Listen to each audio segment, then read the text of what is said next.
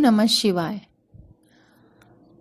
आज मैं लेकर आई हूँ आपके लिए एक ज्योतिष का विशेष वीडियो, जिसमें मैं आपको बताऊंगी कि किस भाव से आप अपार धन की गणना अपनी कुंडली से कर सकते हैं और आप ये जान सकते हैं कि हमारे पास धन होगा क्या, या फिर कभी गरीबी का सामना तो नहीं करना पड़ेगा, या हमारे पास धन होगा तो क्या वो हम खुद कमाएंगे या पूर्वजों द्वारा संचित धन हमें प्राप्त होगा। तो कुंडली में कौन सा है धन भाव, किस भाव से पता चलता है कि हमारे पास अपार धन संपत्ति होगी या फिर सिर्फ गुजारे लायक धन होगा, यही सब बातें लेकर मैं आई हूँ आज इस वीडियो में। तो चलिए शुरू करते हैं। स्वागत है आपका दिव्या के साथ भाग्य की बात चैनल में। और यदि आपको मेरे वीडियोस पसंद आ रहे हैं तो आप मेरे चैनल को लाइक, शेयर और सब्सक्राइब भी कर दीजिए। और अगर यदि आप ज्योतिष सीखना चाहते हैं तो इस सीरीज़ के साथ बने रहिए। धीरे धीरे करके मैं आपको ज्योतिष में अपनी कुंडली पढ़ना इतना सिखा दूंगी कि आप अपने और अपने परिवार वालों के बारे में, उनके भविष्य, उनकी धन की स्थिति, उनकी नौकरी इत्यादि का पता लगा सकते हैं। तो आप इस पूरी सीरीज़ के साथ बने रहिए। अब जानते हैं कि ऐसा कौन सा भाव है जो हमारे धन की स्थिति को बताता है। जी हाँ, कुंडली का दूसरा भाव। दूसरे भाव का नाम धन भाव भी है। वैदिक रूप से इसको धन भाव कहते हैं, यानी कि अपनी भौतिक संपत्ति का महत्व, आपके पास कितनी भौतिक संपत्ति होगी, धन धान्य, सांसारिक संपत्ति, इसके बारे में संकेत देता है आपका दूसरा भाव। दूसरे भाव से हम ये भी जान सकते हैं कि हमारे कुटुंब की स्थिति कैसी रहेगी, यानी कि क्या हमारा कुटुंब बड़ा होगा तो क्या वो हमारे लिए सपोर्टिव होगा, और हमारे कुटुंब से क्या हमें अर्जित संपत्ति मिलने वाली है या नहीं, यानी हमारी संपत्ति जो है दादालाई संपत्ति होगी अथवा हमें अपने गुजारे लायक कमाई खुद ही करनी पड़ेगी। हमारी कुंडली में कुछ भावों के समूह को अर्थ त्रिकोण, कुछ भावों के समूह को धर्म त्रिकोण के नाम से जाना जाता है। तो अर्थ त्रिकोण में भाव आते हैं दूसरा, छठा और 10वां। तो दूसरा, छठा और 10वां भाव जो होते हैं ये अर्थ त्रिकोण होते हैं, यानी कि हमारी कमाई के, धन संपत्ति के त्रिकोण होते हैं। इसमें अर्थ त्रिकोण का सबसे पहला भाव होता है दूसरा भाव। तो दूसरे भाव से हमें हमारे भोजन के बारे में भी पता चलता है, अर्थात वह जातक किस प्रकार का भोजन पसंद करता है, किस प्रकार का भोजन उसे उपलब्ध होगा, यह भी हम दूसरे भाव से पता लगा सकते हैं। और अगर दूसरे भाव में मंगल, राहु, शनि इस तरह के ग्रह हैं तो वह जातक कभी न कभी उसने नॉनवेज जरूर खाया होगा या नॉनवेज का शौकीन जरूर होगा, यानी ऐसे जातकों को मांसाहार काफ़ी पसंद आता है। और यदि दूसरे भाव पर शुभ ग्रहों का इफेक्ट है, जैसे बृहस्पति है, शुक्र है, चंद्रमा है, तो ऐसे जो जातक होते हैं वो शाकाहार को पसंद करते हैं। ये एक अनूठी जानकारी मैं आपको देना चाहूँगी कि हम द्वितीय हाउस के ग्रहों को देखकर क्या क्या पता लगा सकते हैं जातक के बारे में। इसके जो वीडियो हैं अलग से मैं बनाऊंगी कि किस भाव में किस ग्रह के रहने से क्या फल होता है। दूसरे भाव के जो एट्रीब्यूट हैं, यानी दूसरे भाव से हम भाषा का भी पता लगा सकते हैं कि उस जातक की भाषा कैसी होगी। अगर दूसरे भाव में कटु भाषा बोलने वाले ग्रह हैं, यानी कि जिन्हें हम कहते हैं क्रूर ग्रह हैं, तो उस जातक की वाणी में दोष होगा अवश्य ही। वह जातक ऐसा बोलेगा कि दूसरे को वो उसकी भाषा पसंद ही नहीं आएगी। मधुरभाषी है जातक या नहीं है, यह भी इसके दूसरे भाव के ग्रहों पर काफ़ी हद तक निर्भर करता है। और तो और यह भी आपको जानकर हैरानी होगी कि कोई जातक कितना सुरीला गाता है, उसकी गायन क्षमता, उसको राग, सुर, ताल की पकड़ कैसी है, यह भी दूसरा भाव हमें बताता है। यानी कि अगर आप सिंगर बनना चाहते हैं तो आपके अपने दूसरे भाव को सूक्ष्म रूप से उसका आपको मंथन करना चाहिए कि दूसरे भाव में क्या अच्छे ग्रहों का इफेक्ट है, क्या हम गायक बन भी सकते हैं अथवा हमारा टाइम वेस्ट हम कर रहे हैं। तो गायन क्षमता भी दूसरे भाव से हम पता लगा सकते हैं। दूसरे भाव से हम पता लगा सकते हैं जातक की प्राथमिक शिक्षा का और उसके जीवन के प्रारंभिक वर्षों का, यानी कि जातक की जो 10-12 साल की जो प्रारंभिक शिक्षा होती है उसका पता हम दूसरे भाव से लगा सकते हैं। और उसके कुटुंब के बारे में, कुटुंब का सहयोग कितना है जातक को, यह भी हम दूसरे भाव से पता लगा सकते हैं। काल पुरुष की कुंडली में दूसरे भाव का जो स्वामी होता है वह होता है शुक्र। अब शुक्र इसका मालिक होता है तो वह वैसे ही धनदायक ग्रह है, तो अगर वह शुक्र वहाँ पर अच्छा बैठा है तो जातक को पैतृक रूप से काफ़ी संपत्ति मिल जाती है। मतलब वो कहते हैं ना, धन में ही पैदा होता है जातक और अंत तक वो धन में, अमीरी में ही जीता है। लेकिन अगर धन भाव में क्रूर ग्रह आ जाते हैं तो जातक को अपनी जीविका कमाने के लिए काफ़ी संघर्ष, काफ़ी मेहनत करनी पड़ती है। और यदि जातक के दूसरे भाव में केतु है तो जातक को धन प्राप्त करने के लिए काफ़ी संघर्ष करना पड़ता है और शायद वो अपने जीवन में धन को संचित न कर पाए, इतना ही धन ले पाए जितना उसकी जीविका के लिए जरूरी है। यानी कि कुछ ऐसे ग्रहों का प्रभाव अगर धन भाव पर पड़ जाता है तो जातक को जीवन पर्यंत धन के लिए संघर्ष ही करना पड़ता है। दूसरे भाव से हम ये भी पता लगा सकते हैं कि जातक कंजूस है या खुले मन का, खुले हाथ का है। कई जातकों को आपने देखा होगा, धन आते ही उसको खर्च करने से पहले सोचते हैं, यानी धन आया नहीं, खर्च करने की प्लानिंग पहले हो जाती है। तो इस तरह के ग्रहों का जब संयोग होता है तो जातक के पास धन भी खूब आता है, उसका वो खर्चा भी खूब करता है। यानी यदि दूसरे भाव का संबंध 12वें भाव से हो जाए या कोई 12वें भाव का स्वामी दूसरे में बैठ जाए तो इस तरह से धन टिकता नहीं है, वो खर्च काफ़ी हो जाता है। और एक तरह से इसको दरिद्र योग भी कहते हैं। किसी अन्य वीडियो में मैं आपको दरिद्र योग के भी सारे बताऊंगी किस तरह से दरिद्र योग बनता है। अच्छा, द्वितीय भाव से हम शरीर के कौन से अंगों का पता लगा सकते हैं?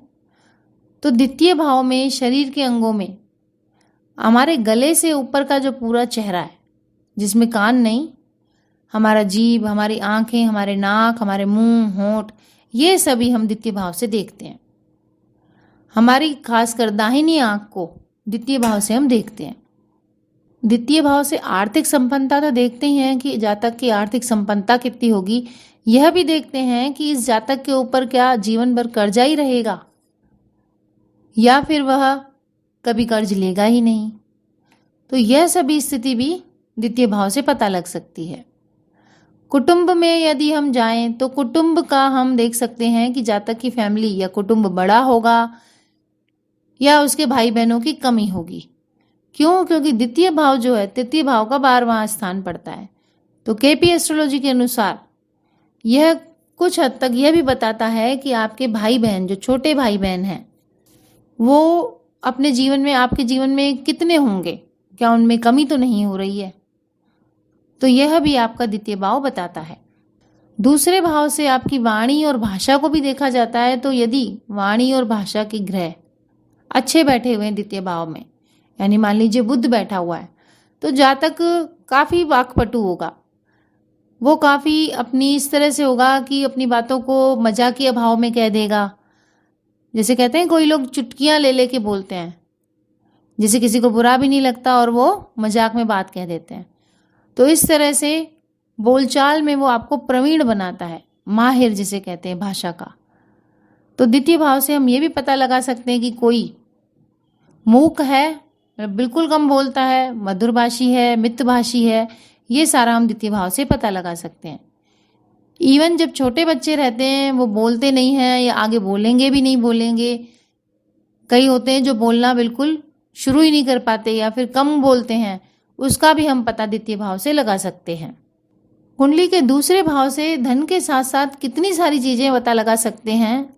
आपको मैं बताऊं, खान पान, यानी कि इंसान क्या खाता है, सात्विक भोजन की इच्छा रखता है या नहीं रखता, तामसिक भोजन की इच्छा रखता है, खाने पीने का शौकीन है या नहीं, ये सारी बातें हम द्वितीय भाव से पता लगा सकते हैं। जातक की विवाह के बाद कुटुंब वृद्धि होगी या नहीं होगी, यह भी हम द्वितीय भाव से पता लगा सकते हैं। यानी विवाह हेतु भी हमें जब जातक और जातिका का हम कुंडली मिलाते हैं तो द्वितीय भाव को मिलाना भी आवश्यक हो जाता है। द्वितीय भाव के सारे एट्रीब्यूट्स इतने मतलब महीन एट्रीब्यूट्स मैं आपको बताने की कोशिश कर रही हूँ कि सरकारी सहयोग यदि द्वितीय भाव से देखा जाए तो वह भी देखा जा सकता है कि आपको उच्च अधिकारियों का सहयोग मिलेगा कि नहीं मिलेगा, या फिर सरकार से आपको कोई लाभ है या नहीं है, यह भी द्वितीय भाव से आसानी से पता लगा सकते हैं। द्वितीय भाव से हम यह भी पता लगा सकते हैं कि हमारे जो रोग हैं या हमारा कर्ज है उसको कैसे दूर करें, यानी उसको दूर करने का रास्ता भी हमें द्वितीय भाव बताता है कि क्या कर्म करें कि हमें रोग और कर्ज से मुक्ति मिल जाए। अब द्वितीय भाव का वास्तु के हिसाब से महत्व जानेंगे। तो द्वितीय भाव का जो वास्तु के अनुसार दिशा होती है वह होती है ईशान कोण। नॉर्थ ईस्ट की दिशा जो होती है वह द्वितीय भाव की दिशा मानी गई है और इसके देवता माने गए हैं रुद्र देवता। तो यदि आपको द्वितीय भाव को मजबूत करना है, धन की आगमन करनी है, तो आपको अपने घर के नॉर्थ ईस्ट को यानी ईशान कोण को साफ सुथरा रखना चाहिए और ईशान कोण के देवता रुद्र की हमेशा पूजा प्रार्थना करनी चाहिए, ईशान कोण में नमस्कार करना चाहिए। और आप ये देखिए, जिन लोगों के धन भाव में धन में कमी होती है तो आप ये देखना जरूर उनके घर में नॉर्थ ईस्ट बिगड़ा हुआ होगा, क्योंकि नॉर्थ ईस्ट का सीधा संबंध उनके धन भाव से है। यदि नॉर्थ ईस्ट में कचरा है, कबाड़ है, तो उनके धन भाव पर भी असर आता है।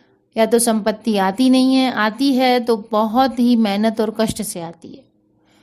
तो यदि हमें अपने सेकंड हाउस को एक्टिवेट करना है तो हमें नॉर्थ ईस्ट के रुद्र देवता को भी मनाना पड़ेगा। सेकंड हाउस पर यदि मान लीजिए शनि का साया है तो धन तो देगा वो जातक को, लेकिन वो उस एज में देगा जब उसके काम का नहीं होगा, यानी कि काफ़ी लेट ईयर्स में, यानी वो अपनी जवानी पूरी मेहनत करके ख़त्म कर देगा। तो जब उसके धन को खपाने के लिए उसके पोते पोतियाँ बच्चे आ जाएंगे तब उसके पास धन आएगा, क्योंकि शनि ऐसा कोल्ड ग्रह है कि वो धन को बहुत ही लेट देगा, जिससे वो अपना सुख तो नहीं ले पाएगा। सेकेंड हाउस से हम ये भी पता लगा सकते हैं कि हमारी जो बात है हमारे कुटुंब परिवार में मानी जाएगी, सुनी जाएगी अथवा नहीं सुनी जाएगी। कई लोगों को आपने देखा होगा वो शिकायत करते हैं कि हमारे परिवार में हमारी कोई सुनता ही नहीं है। तो ये सब चीज़ें भी हम सेकेंड हाउस का विश्लेषण करने से आसानी से पता लगा सकते हैं। सेकेंड हाउस से हमारी आंखें, जैसे मैंने बताया दाहिनी आंख विशेषकर, उसका भी पता लगा सकते हैं। और सेकेंड हाउस के जो देवता हैं या देवियां हैं, मैं उनकी बात करूं तो सरस्वती और लक्ष्मी दोनों सामूहिक रूप से सेकेंड हाउस की देवियां हैं। तो यदि हमें अपने सेकेंड हाउस से लाभ चाहिए, हमें हमारे घर में धन वृद्धि चाहिए, हमें सरस्वती और लक्ष्मी दोनों की पूजा करनी पड़ेगी। तो आप देखिए ज्योतिष जीवन से किस तरह से जुड़ा हुआ है, यानी कि हम सभी दिवाली पर देवी लक्ष्मी और देवी सरस्वती की पूजा करते हैं, ये जाने बगैर कि इस पूजा से क्या लाभ है। हम सब यही सोचते हैं धन आएगा, क्योंकि धन का जो भाव है सेकेंड हाउस, उसकी देवियां हैं सरस्वती और लक्ष्मी। सरस्वती यानी वाणी, लक्ष्मी यानी धन भाव। तो इन दोनों देवियों की जब हम पूजा करेंगे अच्छे से तो हमारा सेकेंड हाउस एक्टिवेट होगा और हमारे धन योग बनेंगे। तो किसी न किसी तरह से जो हमारे पूजा पाठ है, हमारा व्यवहार है, वह हमारी कुंडली को मजबूत बनाता है और कुंडली से हमें लाभ भी दिलाता है। तो यह सारा वीडियो खासकर उन बच्चों के लिए है जो ज्योतिष सीखना चाह रहे हैं और ज्योतिष में उनको हाउस के एट्रीब्यूट यानी किसी भी हाउस की जो विशेषताएं हैं वो जाननी है कि इससे किस तरह से हम प्रिडिक्शन करें, किसी जातक के बारे में हम कैसे उसका फल विचार करें। तो इस तरह से हमने जाना कि द्वितीय भाव में क्या क्या हमें मिलता है और द्वितीय भाव को किस तरह से पढ़ते हैं। तो अगर आपको मेरा ये वीडियो पसंद आया है तो आप अपने दोस्तों में इसको शेयर करें और लाइक सब्सक्राइब जरूर करें और कमेंट में आप बताएं कि और आप किस तरह के वीडियो देखना चाहते हैं। यदि आपको किसी की कुंडली का एनालिसिस करवाना है तो उसका भी आप कमेंट में लिख सकते हैं। अपना date, time, place of birth डाल दीजिए। आने वाले एपिसोड में मैं ऐसे लोगों की कुंडलियाँ भी मैं डिस्कस करूँगी। आप चाहेंगे तो ऑनलाइन डिस्कस करूँगी या फिर आपको पर्सनली भी मैं उनका उत्तर दे सकती हूँ। तो आप कमेंट में लिखिए अपनी समस्या, आपकी समस्या का हल ज़रूर मिलेगा। इसी तरह से और ज्ञानवर्धक वीडियोस के साथ मैं आऊँगी। तब तक के लिए नमस्कार दोस्तों।